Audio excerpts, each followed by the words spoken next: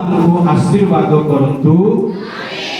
ସେ ତୁମ୍ଭ ମାନଙ୍କୁ ରକ୍ଷା ଓ ପ୍ରତିପାଳନ କରନ୍ତୁ। ପୁଣି ତାହାଙ୍କର ଅନନ୍ତ କାଳ ସ୍ଥାୟୀ ସୁମଧୁର ପ୍ରେମରେ ତୁମ୍ଭ ମାନଙ୍କୁ ପରିତୃପ୍ତ କରନ୍ତୁ। ତାହାଙ୍କ ପ୍ରେମମୟ ହସ୍ତରେ ସେ ତୁମ୍ଭ ମାନଙ୍କୁ ପରିଚାଳନା କରନ୍ତୁ। ପୁଣି ତୁମ୍ଭେ ମାନେ ଯେପରି ଶେଷରେ ସେହି ପ୍ରେମ ଧାମରେ ତାହାଙ୍କର ପ୍ରେମମୟ କୋଳରେ ଆଶ୍ରୟ ପ୍ରାପ୍ତ ହୁଅ, ତୁମ୍ଭ ମାନଙ୍କୁ ସେ ଏହିପରି ଆଶୀର୍ବାଦ କରନ୍ତୁ। ଆମେନ୍। ସେ ତୁମ୍ଭ ମାନଙ୍କୁ ଉଭୟର ସମ୍ମିଳିତ ହୃଦୟରେ ଚିରକାଳ ବିରାଜିତ ଥାନ୍ତୁ। ଆମେନ୍।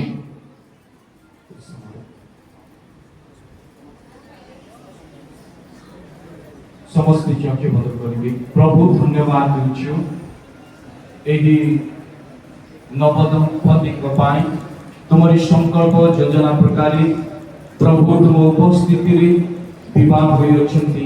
ଏମାନଙ୍କର ବୈବାହିକ ଜୀବନରେ ସୁଖ ଶାନ୍ତି ଆନନ୍ଦରେ ତୁମ ଛାୟା ତଳେ ରହିବା ପାଇଁ ସାହାଯ୍ୟ କର।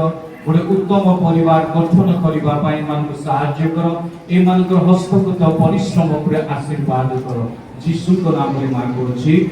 ଏତେବେଳେ ପିତା ପୁତ୍ର ପବିତ୍ର ଆତ୍ମା ପରମେଶ୍ୱରଙ୍କ ଅସୀମ ପ୍ରେମ ଅନୁଗ୍ରହ ଦୟା ଶକ୍ତି ଶାନ୍ତି ସହଭାଗିତା এই নবদম্পতিଙ୍କ ସହିତ ବର୍ତ୍ତମାନ ଓ ଯୀଶୁଙ୍କ ଆଗମନ ପର୍ଯ୍ୟନ୍ତ ସହବର୍ତ୍ତୀ ହେଉ। ଆମେନ୍। ଧନ୍ୟବାଦ।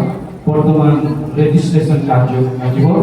ଆଉ ରେଜିଷ୍ଟ୍ରେସନ କାର୍ଯ୍ୟ ସମୟରେ ଯଦି ବିବାହ ଗୀତ କନ୍ୟା ତରଫରୁ ରହିଅଛି ତେବେ ଆସିବେ ଏବଂ ବିବାହ ଗୀତ ପ୍ରଥମେ କନ୍ୟା ତରଫରୁ ବୋଲିବେ, ତାପରେ ବର ତରଫରୁ ବିବାହ ଗୀତ ବୋଲାଯିବ।